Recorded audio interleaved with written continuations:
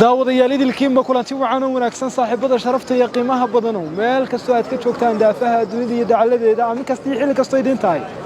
wacan oo wanaagsan halkani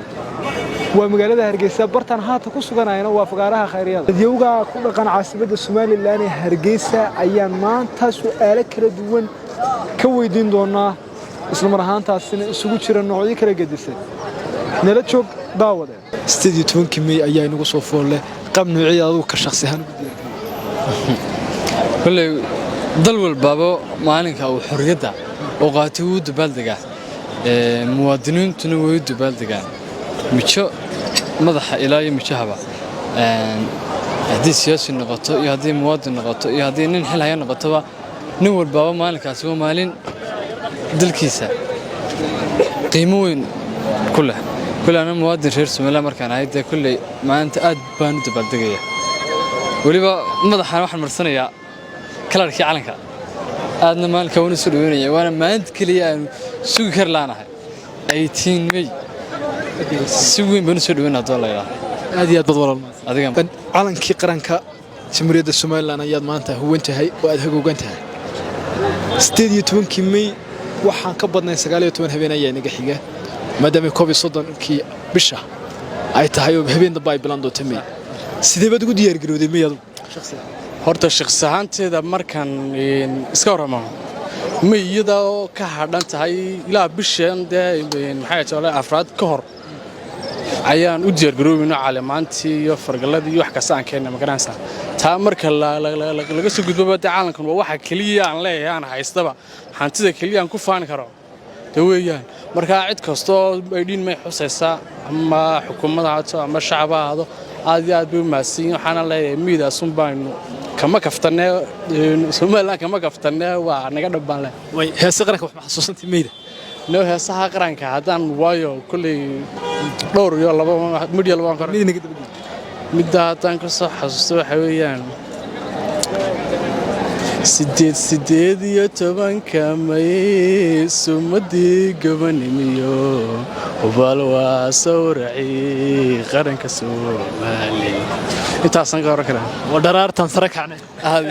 xornimo ma taagin aad iyo aad walaal maasata hada ma saaxiib khair shaha TV adigu magacaaga ku bilaabay wala magacaygu waa Cabdiqani Mawlid Cali waatay 18 May ayaa inagu soo foolay sidee baad ugu diyaar garowday shakhsiyan aniga shakhsiyaantii marka laga eego anigu aad iyo aad baan ugu diyaar garoobay inta muslimiinta ay u diyaar garoodana oo u hambalyeynayay soo dhawaado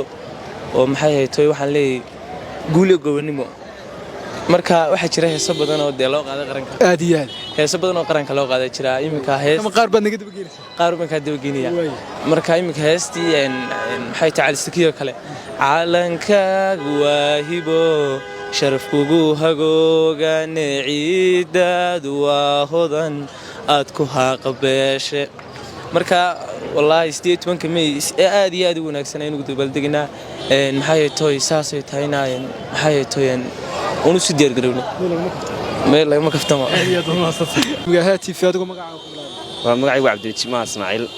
telefishinka dadka ku xidhan asxaabta ku xidhan aad iyo aad u salaamaysaa waaga inta hadaynu taa kaga nimaadno 18 May ayaa inagu soo foolay 18 May sidee baad ugu diyaar garowday 18 May horta dadku si fiican bay ugu diyaar garoobeen muwaadiniintu waayo waxaad ka arkaysaa 18 May weli ma bilaabin bishi waxaad arkaysaa caawa bilaamaysa hadii la yiraahdo oo 19 habeen baniga ha 19 habeen baniga xiga marka hadana dardarta waad ka arkaysaa magaalada iyadoo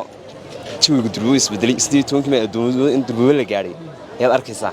marka waxaan oran karaa 18 May hore iyo tan waxyaabo badan oo kala duwan doona insha Allah marka tan baa dardar fiican si la tagay aniguna dee horta dadku way iska wada diyaar garoobay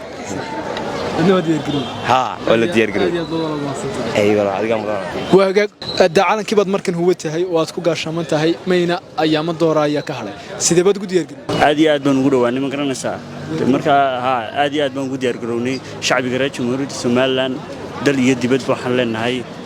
happy idmi aad iyo aad u mahadsan waaga gooreen ku soo dhaw telefishinka caalamiga ah TV adigu magacaaga ku bilaabay saaxiibaan dhawahay waan ku dhaway telefishinka calankii baad ku gaashaman tahay may sidee baad ugu diyaar garoobay 18 May wallahi aad iyo aad baa lagu diyaar garoobay waxaan ku waa maalin qaranka Jamhuuriyadda Soomaaliland ee waqti ku weyn ma ogtay marka aad iyo aad baa lagu diyaar garoobay heesa qaranka wax ma xasuustaa heesa qaranka horta heesa qaranka waxaan ku dhaway fara badan yihiin soo maad garanay marka waxaan ها heesa qaranka ma xasuusto mid ku waxaan ku dhufanayaa calankan ku dhaato dhiiggii ragaygiyo kaandhu xasiisto dhagartii halyaygow kaana caabu soo dhacay ka dhacsaday cadaawa dhaxalkiyo magtaydow kaan may dharaartii dhulka xidhiidka hoosiyo burca kaga dhawaaqdeen Somaliland ka dhaabo hayga dhiciin hadheeliin shacabku waxay ku jiraan diyaar garowga maalinta madax bannaanida qaranka Somaliland 18 May daawadayaal iminkana waxaa la joogaa mid kale oo ka mid ah dadyaga iyagu caalankani maxaan ku dhahdaa shacabka ka iibinaya sidoo oo kalena ku xardhan adacaanki ba sida taabul gooreen soo dhaw TV ku soo dhaw iska waran walwaan dhaway TV aad iyo aad baan ugu mahad celinayaa waana ku dhawahay calanku sharaf iyo karaamo mudan yahay calanka Somaliland inta markuu ugu horeysa ka awow waxaan dhiignay nafteena iyo maalkeena u soo rurnay inana ilaa inta noolahay nafteena maalkeena waynu hurana kurban saaynana midda calana aniga daawadayaashu baan wada aragno qaranka imsa naga siinaysa waxaan idinka siinaa 15 sax marka waa qiimo dollar ha dollar ha noqonaysa $1 yar baan noqonaysa adiga xageebad ugu horeen ka keentay calanka waxaan keenay sagal shid badaabacda marka sagal shid baan soo sidee baa leeyahay iibsan والله تي علم هو في عيني دك سؤال لنا علم كده وش عليهن مركا ولا كيبسا إن شاء الله آديات هذا موضوع وتاهي داوديال ولي ما يدفع فرق ما قدنا متكلوا كم من المواطنين تسيدوا ونقول ديار جروبية أيام ولي isaguna hareerteeda taagan oo barnaamijka si toos ah inuu guda jirnaa saaxiib gooreen soo dhaw way meeyda walaal ka waran sidee baad ugu diyaar garoobay mid wax lagu diyaar garoobaya inaan ciyaaro way calamaanta ka waran calamaantan ayaga qudkooda waan iibinayaa sax marka middaas waa mise midda waxaan ka siinay $1 baan ka siinay koofiyada iyada waxaan ka siinayaa $4 baan ka siinayaa calankana $15 baan ka siinayaa calanka qaranka calanka qaranka weey $15 taagan sax si aakhir soo waaweyn baad iibinaysaa soo waan baan ku siinayaa qaab noocyo laga iibsaday waxa la iibsaday dadku oo isku dhex jiraan qaar waxa koonay bilaash ugu siiba